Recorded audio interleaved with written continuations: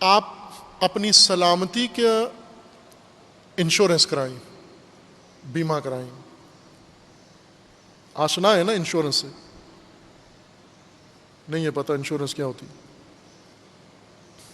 Corona پھپھڑے میں جاتا ہے، مغز میں تو نہیں جاتا. اتنا تو پتہ ہونا چاہیے انشورنس کیا ہوتی ہے. کوئی ایک آدمی بتائیں تاکہ میں آسان ہو جائے میرے لیے، ورنہ موضوع ہی چھوڑوں کسی اور موضوع میں جاؤں. بیمہ، بیمہ انشورنس کیا چیز ہے جی؟ کیا ہے؟ رائتا ہے؟ کچھ آواز آتی ہے مجھے، الفاظ سمجھ نہیں آتے. انفاق در راہ خدا کو انشورنس کہتے ہیں. انشورنس کرائیں آپ. انشورنس کا مطلب یہ ہوتا ہے کہ آپ کسی کمپنی کے پاس جا کر اپنا پیسہ اس کو دیں قسطوں میں، اس کے بدلے میں آپ کو ہونے والا نقصان وہ کمپنی اٹھائے گی.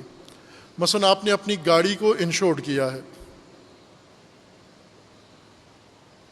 آپ نے گاڑی خریدی ہے، سالانہ 5,000 روپیہ 10,000 روپیہ کمپنی کو دیں. آپ کی گاڑی کا خدا نخواستہ اگر ایکسیڈنٹ ہو جاتا ہے، گاڑی ٹوٹ جاتی ہے، چوری ہو جاتی ہے، اتنی مہنگی گاڑی 20 لاکھ کی، تو وہ 20 لاکھ کی گاڑی یہ کمپنی، یہ بیمہ کمپنی آپ کو یا تعمیر کروا کے دے گی، بنا کے دے گی، یا پھر نئی خرید کے دے دے گی. اگر آپ نے پالیسی بنا لی وہاں پر تو آپ کو یہ دیں گے. یہ آئے دن گھیرو ہوتے ہیں انشورنس کمپنیوں کے، مختلف لوگوں کو گھیرا ہوتا ہے انہوں نے پھنسانے کے لیے. عملاً دیتے نہیں ہیں، لینے کے لیے آ کے گھیر لیتے ہیں. یا آپ کی جان کو اگر نقصان ہوتا ہے، مثلاً آپ حادثے میں فوت ہو جاتے ہیں خدا نخواستہ، تو آپ کے گھر والوں کو جتنے آپ نے وہاں پالیسی بنائی تھی اتنے رقم گھر والوں کو دے دیتے ہیں. یہ دنیاوی نظام ہے بیمے کا. اس میں نقصان سے یہ بیمہ نہیں بچاتا، لیکن نقصان کی تلافی کر دیتا ہے. مثلا اگر مر گئے تو معاوضے کے طور پر آپ کی فیملی کو اتنے پیسے مل جائیں گے. گاڑی چوری نہیں رکواتا، لیکن چوری ہو گئی تو متبادل گاڑی آپ کو لے دیتا ہے. یہ دنیاوی بیمہ اس طرح سے ہے. اللہ تعالیٰ نے جو بیمہ انسانوں کے لیے رکھا ہے، سلامتی کا بیمہ، صحت کا بیمہ، کہ صحت مند ہی رہے. نہ یہ کہ اگر صحت مند مریض ہو گیا تو اس کے گھر والوں کو اتنے پیسے دے دیں گے. یہ نہیں ہے اللہ کا بیمہ. اللہ کا بیمہ یہ ہے کہ یہ صحت مند ہی رہے، اس کو کوئی بیماری اس کے نزدیک نہ آئے، کوئی حادثہ اس کو درپیش نہ ہو. اس کے لیے اللہ تعالیٰ نے ایک بیمہ پالیسی، میں اصطلاحیں آپ کی استعمال کر رہا ہوں تاکہ سمجھ میں آئے بات. یہ انشورنس پالیسی اللہ نے متعارف کروائی ہے صدقہ. اور روایات کے اندر بھی ہے کہ صدقہ موت بھی ٹال دیتا ہے، صدقہ بیماری بھی ٹال دیتا ہے، صدقہ آفتیں ٹال دیتا ہے، بلائیں ٹال دیتا ہے صدقہ. اب ہم نے چونکہ صدقے کا ایک حلیہ ہی بگاڑ دیا ہے، صدقے کو گدائی میں تبدیل کر دیا ہے اور صدقہ ایک مذاق سا بنا لیا ہے. صدقہ کا مطلب ہوتا ہے انسان کی صداقت کی علامت، انسان کے ایمان، انسان کے بھروسے کی صداقت اور سچائی کی نشانی. اس کو صدقہ کہتے ہیں. وہ کام جس سے یہ ثابت ہو جائے کہ میں سچا ہوں. خوب صدقہ سے بلائیں ٹلتی ہیں. یہ متفقہ مضمون ہے روایات کا، سنی شیعہ دونوں کے اندر ہے. قرآن کریم میں اس کے بارے میں حکم ہے. انفاق بھی اسی کے زمرے میں آتا ہے. لیکن کیسا صدقہ؟ یہ نہیں ہے کہ آپ راشن، مثلا صدقہ کیا دیں کہ کرونا سے لوگوں کو بچانے کے لیے راشن تقسیم کر دیں. خوب ٹھیک ہے، بھوکھوں کو راشن دیں آپ، لیکن مریضوں کو تو کوئی افاقہ نہیں ہوتا راشن سے. آپ مریض کو گندم دیں، پزا دیں، جو بھی دیں، وہ تو مریض ہی ہے. بیماری کے دنوں میں، وبا کے دنوں میں صدقہ، اس سے مراد یہ ہے کہ آپ جو مریض ہو چکے ہیں ان کو بیماری سے بچانے کے لیے آپ اپنی سلامتی کا صدقہ دیں، اس کی نجات کے لیے، اس کی جان بچائیں. اس کی جان بچانے کا نتیجہ یہ ہوگا کہ اللہ آپ کو سالم رکھے گا، وبا سے بھی سالم رکھے گا اور حادثات سے بھی سالم رکھے گا، اس شرط کے ساتھ کہ اگر آپ نے احتیاط کی، اگر آپ نے وہ سنن و قوانین عمل میں لائے. یہ نہ ہوا کہ صدقہ دے کے آپ گلے ملنا شروع ہو جائیں، صدقہ دے کے آپ بے احتیاطی شروع کر دیں، ماسک اتار کے پھینک دیں، مارکیٹ میں چلے جائیں، مریضوں کے ساتھ گلے ملیں. نہ، صدقہ اس چیز کو نہیں روکتا.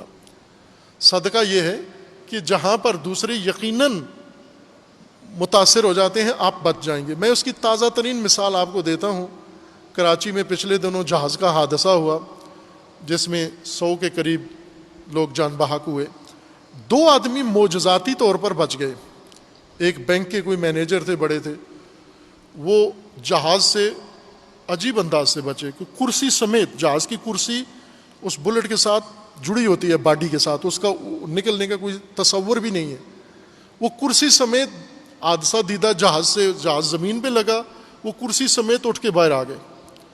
اور دوسرا آدمی جس کو تھوڑی سی خراشیاں آئیں وہ بھی بچ گیا. باقی خب اللہ تعالیٰ نے یہ معجزہ جو دکھایا ہے جہاز کے اندر، یہ اسی لیے ہے کہ یقینی موت سے بھی اللہ بچا سکتا ہے. یقینی موت سے بھی خدا تمہیں بچا لو. جہاں سب کے مرنے کا، بچنے کا 1% امکان نہیں ہے، وہاں بھی اللہ بچا سکتا ہے. کیوں بچا سکتا ہے؟ اب یہی شخصیات جو بچ گئے ہیں یہ خود شاید متوجہ نہ ہوں کہ کیوں بچ گئے ہیں. جیسا حضرت عیسیٰ علیہ السلام سے مروی ایک قصہ ہے کہ حضرت عیسیٰ نے کسی کے بارے میں پیشن گوئی کر دی تھی کہ یہ عورت مر جائے گی. اس کی شادی ہونے والی تھی اور وہ اس کے بارے میں کہا جس دن اس کی شادی ہے اسی دن یہ مر جائے گی. لوگ منتظر تھے. اب اس کی شادی ہو بھی گئی اور شادی کے بعد وہ زندہ بھی تھی. اور لوگ حضرت عیسیٰ کے پاس آئے. اگر یہ صحیح واقعہ ہے تو بھی اس کو مان لیں، فرضی ہے تو بھی بات اصل میں حقیقی ہے، قصہ بے شک فرضی ہو. لوگ حضرت عیسیٰ کے پاس آئے کہ وہ تو نہیں مری، بچ گئی ہے. تو حضرت عیسیٰ نے کہا کہ اس سے جا کر پوچھو کہ اس نے کوئی عمل ایسا کیا ہے جس وجہ سے یہ بچ گئی ہے، ورنہ اس کو مرنا تھا.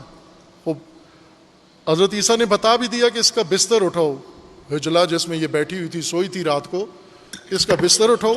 بستر اٹھایا گیا تو اس کے بستر کے نیچے چارپائی کے اوپر سانپ، زہریلا سانپ، لیکن اس نے سانپ نے کاٹا نہیں اس کو. اب حضرت عیسیٰ نے کہا اس سے پوچھو کہ اس نے کیا کیا ہے. اس عورت سے پوچھا تم نے کیا کیا؟ اس کو یاد نہیں آ رہا تھا. اس نے کہا میں نے کوئی خاص ایسا کام تو نہیں کیا. پھر جو اس کو یاد آ رہے تھے بتاتی گئی کہ یہ کیا ہے، تو کہا یہ نہیں. اسی طرح کرتے کرتے اس نے کہہ دیا کہ چند دن پہلے ایک خاتون تھی، وہ بھوکی تھی یا برہنہ تھی اور میرے پاس کچھ بھی نہیں تھا، میں نے اپنی چادر یا اپنا کھانا اس کو دے دیا. اس طرح سے واقعہ کے اندر ہے کہ اپنا لباس یا اپنا کھانا اس کو دے دیا میں نے. تو حضرت عیسیٰ نے کہا اسی نے بچایا ہے تجھے. 2 قسم کی موت ہے، معلق اور مسمى. معلق موت، حادثاتی موت جو مشروط ہے حوادث کے ساتھ، اور موت مسمى جو اٹل ہے، جو آنی ہے ہر صورت میں. جو سلامتی اللہ نے ان کو دی ہوئی ہے، آپ کے بچے سالم ہیں. اکثر ملک میں لوگ، اکثریت ماشاءاللہ الحمدللہ سالم ہے، صحیح و سالم ہے، اور اللہ سب کو ہر بیماری سے بچائے. اس سلامتی کا بیمہ کرو. اپنے بچوں کی سلامتی، اپنی سلامتی کے لیے آپ عزیزان ان کی مدد کو آؤ جو مبتلا ہو چکے ہیں. وہ خاندان جس کے اندر مریض ہے، وہ پورا خاندان خطرے میں ہوتا ہے، وہ جان خطرے میں ہے. اس کو اگر آپ موجودہ سسٹم کے حوالے کرو گے تو اس میں تو یقینی موت ہے. جس کو بچا سکتے ہیں وہ بھی مر جائے گا. یہ وینٹیلیٹر نجات دہندہ مشین ہے. اگر انسان، مومن انسان، متعہد انسان جو اس کی جان بچانے کے لیے ذہنی طور پر تیار ہو، اگر وہ اس کو آپریٹ کر رہا ہو، تو 98% مریض جو وینٹیلیٹر پہ جاتے ہیں یہ بچ سکتے ہیں، ان کی جان بچ سکتی ہے اگر صحیح پورے اس نظام کے ساتھ اس کو فیصل آباد کے ہاسپٹل کی طرح نہ ہو یا لاہور کے یا دیگر اسپتالوں کی طرح نہ ہو. ابھی تک بہت قیمتی جانیں، بڑے عزیز جا چکے ہیں دنیا سے، بہت قیمتی جانیں جا چکی ہیں.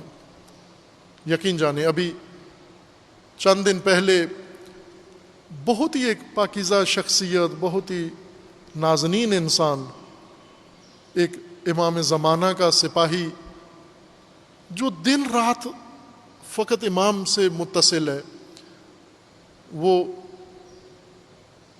مبتلا ہوئے، آغا ناصر حسینی رحمۃ اللہ علیہ، علماء میں سے نارووال کے تھے، وہ گزر گئے دنیا سے، بہت رنج ہوا، بہت افسوس ہوا۔ انہیں بالکل بچایا جا سکتا تھا، 100% بچایا جا سکتا تھا، اور ان جیسوں کو بچایا جا سکتا ہے۔ اس کے لیے گزشتہ ہفتے بھی مومنین سے تقاضا کیا تھا کہ آپ آئیں میدان میں، اپنی سلامتی کا بیمہ کریں اور ان لوگوں کی مدد کریں، لیکن اس کا طریقہ بہت سارے مومنین ہیں جو کر رہے ہیں الحمدللہ، چھوٹا چھوٹا مدد امداد کر رہے ہیں جتنی ان کی توفیق ہے، اور اتفاقاً جتنی جن کی درآمد کم ہے اتنا دل بڑا ہے ان کا۔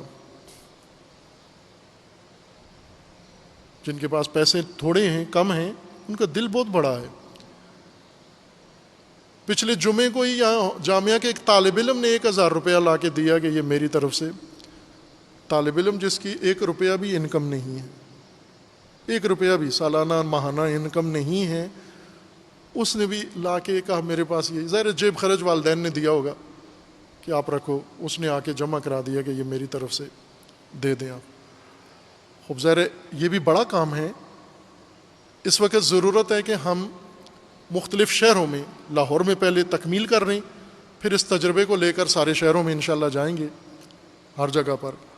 اور وہ یہ ہے کہ ہم، پہلا مرحلہ ہے ایمرجنسی آکسیجن کا انتظام، کہ جب مریض، چونکہ اکثر مریض اس وقت اس مرحلے میں پہنچ چکے ہیں جن کو آکسیجن کی ضرورت ہے، یہ یونٹ ہم نے بنا دیا، اور ڈاکٹرز نے ہمیں کہا ہوا تھا کہ آج ہی انشاءاللہ اس کا افتتاح بھی ہے۔ HDU یونٹ جو ہمارا آکسیجن جن کو مریضوں کو فوراً لگانی ہوتی ہے، وہ آج شروع ہو گیا ہے، اس کے انتظام ہو گیا ہے، مشینیں لے لی ہیں اور اس نے کام شروع کر دیا۔ البتہ ابھی محدود 8 بیڈ سے شروع ہوا ہے، لیکن اس کو آگے بڑھانا ہے، وسعت دینی ہے۔ اور اگلا فیز ہے وینٹیلیٹرز کا۔ بہت سارے مومنین ہیں جو یہ کام کر سکتے ہیں، یہ مشینیں خرید سکتے ہیں۔ میرے پاس ابھی تفصیل نہیں ہے، ڈاکٹرز نے مجھے دی ہے کہ کون سی وسائل ان کو درکار ہیں، لیکن جو مومنین مائل ہوں وہ تفصیل لے لیں ان سے، مفازت الحیات قرنطینہ سے ڈاکٹر صاحبان ہیں، وہ بتائیں گے کہ یہ چیزیں ہمیں ضرورت ہیں۔ ہمارا ارادہ ہے کہ انشاءاللہ 10 وینٹیلیٹر ہم جلدی مہیا کریں۔ ظاہراً ایک وینٹیلیٹر تقریباً 60-70 لاکھ روپے کے حدود میں ایک مشین ملتی ہے، اور اس کے کچھ اور لوازمات بھی ہوتے ہیں، اس کے کچھ اور بھی ساتھ چیزیں چاہیے ہوتی ہیں۔ ظاہر ہے یہ ساری چیزیں ضرورت ہیں، اور ایک قوم کے سامنے یہ کوئی بڑی چیز نہیں ہے۔ ایک قوم کے اتنی، میرے خیال میں صاحبان توفیق ہیں، ان کی گاڑی اس سے مہنگی ہے جو گھر میں کھڑی ہوئی ہے، لیکن لاک ڈاؤن کی وجہ سے گاڑی رکی ہوئی ہے، گاڑی سے فائدہ نہیں اٹھا رہے ہیں۔ اگر یہی مشین تیار کر کے مومن ہدیہ کریں اور دیں۔ اور دوسری جو اہم بات ہے وہ یہ کہ جب تک مدیریت درست نہیں ہوگی، جب تک ڈاکٹر ان مشینوں کو آپریٹ نہیں کریں گے اور ان کے سر پہ کھڑے نہیں ہوں گے مریضوں کے ساتھ، اس وقت تک مشینیں تنہا کچھ نہیں کر سکتی، چونکہ پڑی ہوئی ہیں ہاسپٹلس کے اندر، مشینیں پڑی ہوئی ہیں لیکن مریض فوت ہو رہے ہیں۔ وہ ڈاکٹرز کا کام ہے، اور وہ الحمدللہ ہیں ہمارے پاس ایسے ڈاکٹرز، بزرگ ڈاکٹر بھی ہیں، تجربہ کار بھی ہیں، وہ بھی دن رات لگا کر یہ کام کر رہے ہیں، اور جوان بھی ہیں الحمدللہ، اور بھی تیار ہیں۔ ان کی دیکھا دیکھی، ان کو دیکھ کر، ان کا جہاد دیکھ کر وہ اور بھی تیار ہیں۔ یہ حقیقتاً اس وقت انسانیت بچانا سب سے بڑا جہاد ہے۔ ہم ساری انسانیت نہیں، اپنے ہم وطن تو بچا سکتے ہیں، اپنے ہم قوم تو بچا سکتے ہیں، اپنے ہم فکر تو بچا سکتے ہیں، اور اس کے لیے جس کے پاس جو توفیق ہے وہ انشاءاللہ بروئے کار لائے اور اس عمل کو کر کے دکھائیں۔